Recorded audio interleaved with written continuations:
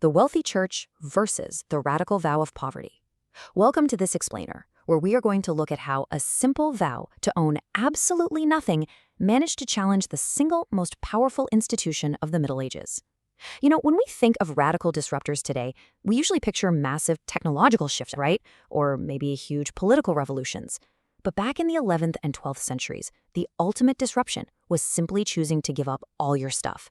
It was a movement that literally shook the foundations of medieval Europe, and the story behind it is absolutely fascinating. So to really understand this historical mystery, we first have to wrap our heads around the massive gap between the early Christian ideals and the reality of the 11th century church. If you look back at the very first decades of the Christian movement, the biblical book of Acts describes communities where believers held all of their possessions in common. People were literally selling their lands and houses and pooling the money to make sure there wasn't a single needy person among them. But as the centuries rolled on, that intense commitment to shared resources kind of faded out. By the time we hit the 11th century, the church had amassed immense, unimaginable wealth and property.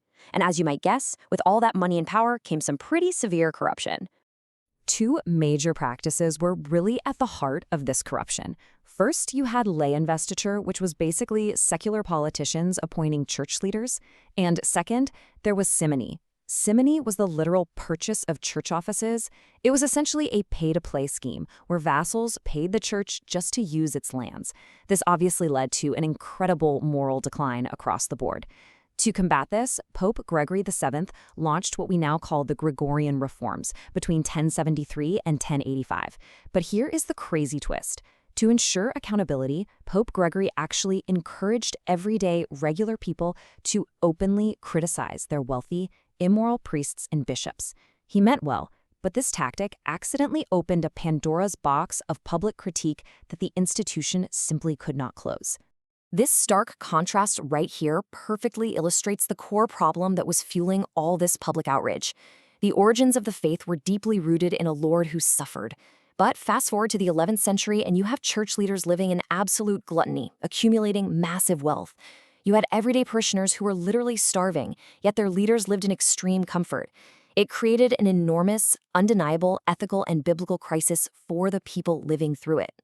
Now, the scholarly backlash to all this began with some brilliant biblical scholars inside the Catholic Church, like Peter Abelard, who started formally debating this vast accumulation of wealth.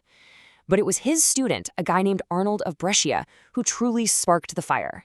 Arnold wasn't just sitting in a library thinking about things, he was a man of action. In the early 1130s, he broke away from Abelard and took this scholarly critique straight to the streets of Lombardy.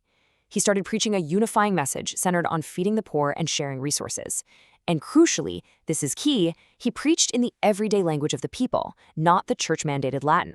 And Arnold? Well, he definitely did not hold back. He openly demanded that the church turn over all of its massive land holdings to the city-states. He outright argued that clerics who own property, bishops who hold regalia and royal land grants, and monks who have possessions simply cannot possibly be saved. I mean, wow, that was an explosive thing to say out loud back then. It was a direct, existential threat to the Roman Catholic Church's entire power structure. Consequently, Arnold was condemned as an enemy of the church and burned at the stake in Rome in 1155. But as is often the case, you can't burn an idea. His followers, who became known as the Arnoldists, survived and just kept right on building these small, vibrant Christian communities. Fast forward a few decades and we see the rise of another major figure, Waldo. He led a group known as the Poor of Lyon. Waldo combined a super potent mix of absolute missionary poverty with public preaching. Like Arnold, they preached the gospel in the everyday language, the vernacular, which was his ultimate tool.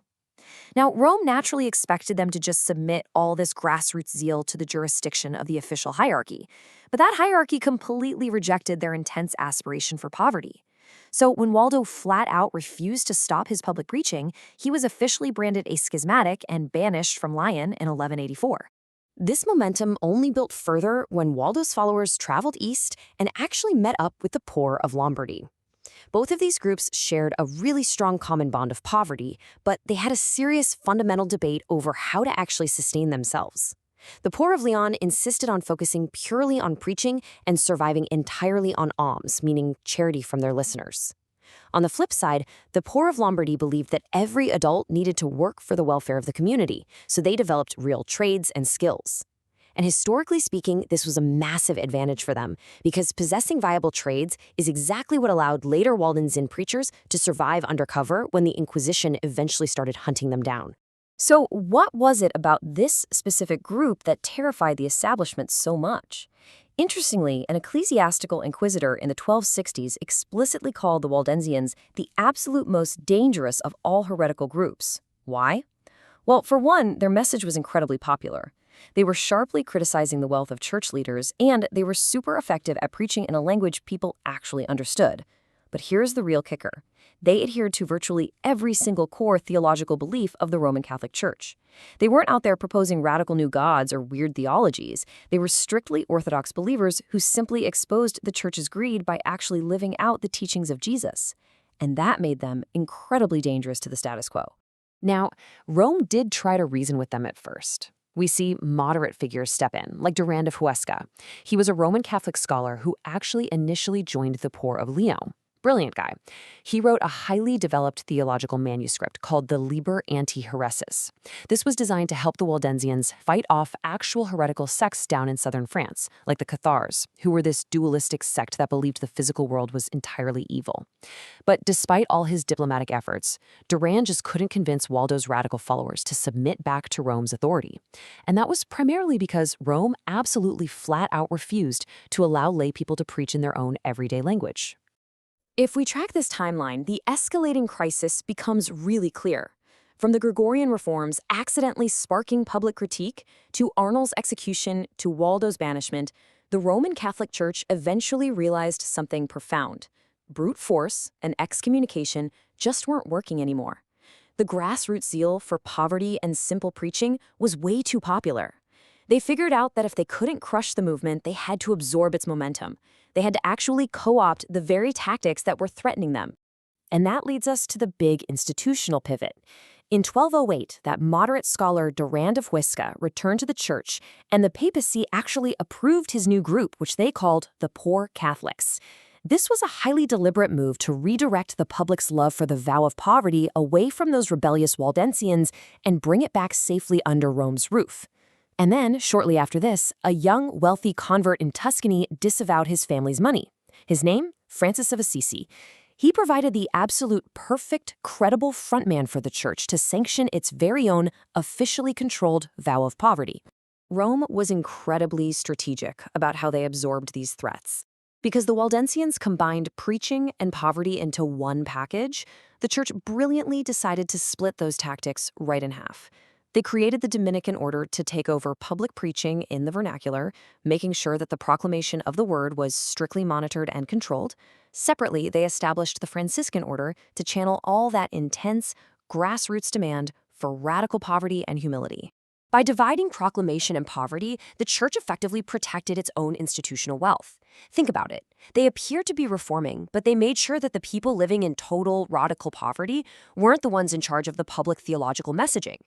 Because the Waldensians integrated both poverty and preaching into the core identity of all their leaders, they remained a highly unique threat, one the mainstream church honestly wouldn't face again until the Protestant Reformation, a full 300 years later. What's wild is that this massive ideological battle actually completely transformed the history of art too. Prior to the 13th century, the dominant visual depiction of Jesus by the wealthy Roman Church was the Pantocrator. This featured tons of gold and white paint, showcasing Christ as a wealthy, triumphant Lord and universal ruler. I mean, it perfectly matched the church's self-image at the time. But with the huge societal backlash against church wealth and the subsequent rise of the Franciscan movement within the church, the visual arts dramatically shifted. They started to emphasize the crucifix, focusing heavily on the humanity, the extreme poverty, and the agonizing suffering of Jesus on the cross. It was literally repainting the faith to reflect the grassroots demand for humility. It really is an incredible story of grassroots disruption forcing the hand of a global superpower. As we wrap up this explainer, it leaves us with a pretty fascinating question to consider about our world today.